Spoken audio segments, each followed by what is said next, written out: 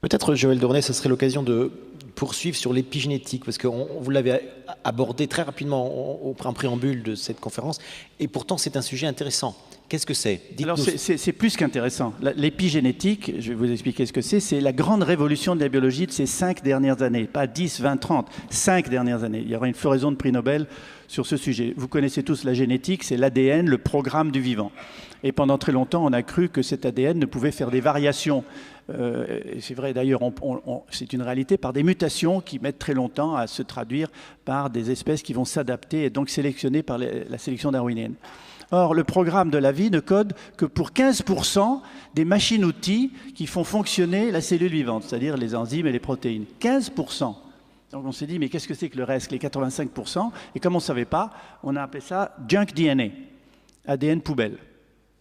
C'est facile, c'est des trucs qui sont accumulés au cours du temps. Maintenant, on sait que ces 85% permettent la fabrication de petites molécules d'ARN, qui sont en monobrin, beaucoup plus courtes que le grand ADN, 10, 15 bases du code génétique jusqu'à 150, et en permanence, elles circulent dans le corps et régulent le fonctionnement des gènes. Donc l'épigénétique, c'est la modulation de l'expression des gènes. En fonction de quoi? En fonction du comportement. Votre comportement quotidien. Ce que vous mangez, si vous faites de l'exercice ou pas, si vous savez manager ou non votre stress, si vous avez du plaisir dans ce que vous faites, et si vous avez un réseau social et familial qui marche bien, ces 5 éléments, combinés entre eux, vont conduire à la production dans votre corps de petites molécules qui vont s'accrocher à des enzymes, lesquelles vont rentrer ou être reconnues dans le noyau. Dans le noyau où il y a l'ADN. Cet ADN est protégé par une gaine, comme un fil électrique est protégé par du plastique. Cette gaine s'appelle des histones, sont des protéines. Or, l'ouverture de ces histones permet de polymériser l'ADN en ARN messager, qui va permettre de fabriquer les protéines et les enzymes, ou non. C'est comme un livre de cuisine. Vous avez un livre de cuisine où les pages de chapitres sont collées. Si le chapitre du soufflé au fromage est collé, vous ne pouvez pas faire de soufflé au fromage. Par contre, si le chapitre du poulet casserole est décollé, vous faites du poulet casserole. Mais si on recolle le chapitre du poulet casserole et qu'on ouvre le soufflé au fromage, vous ferez du soufflé au fromage. L'ADN, c'est comme ça.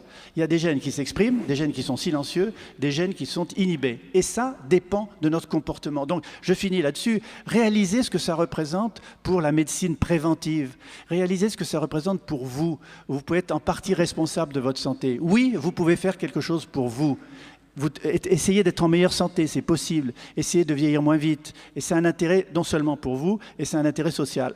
Et je termine sur un exemple précis de l'épigénétique, ce sont les abeilles. Toutes les larves d'abeilles naissent avec le même patrimoine génétique, exactement le même.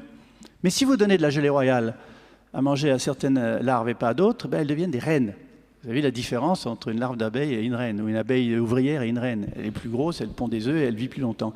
Donc rien que l'alimentation de la gelée royale a méthylé ou acétylé, je ne veux pas rentrer dans les détails chimiques, ces fameuses histones pour permettre aux gènes de s'exprimer ou non. C'est une grande révolution et ça va définir la médecine préventive de demain par rapport à la médecine thérapeutique et au poids de Big Pharma et des médicaments dont on n'est jamais trop sûr que leur interdépendance va causer plus de maladies que celles qu'ils essayent de guérir, voir ce qui est en train de se produire en ce moment avec des médicaments qui sont retirés du marché régulièrement. Merci.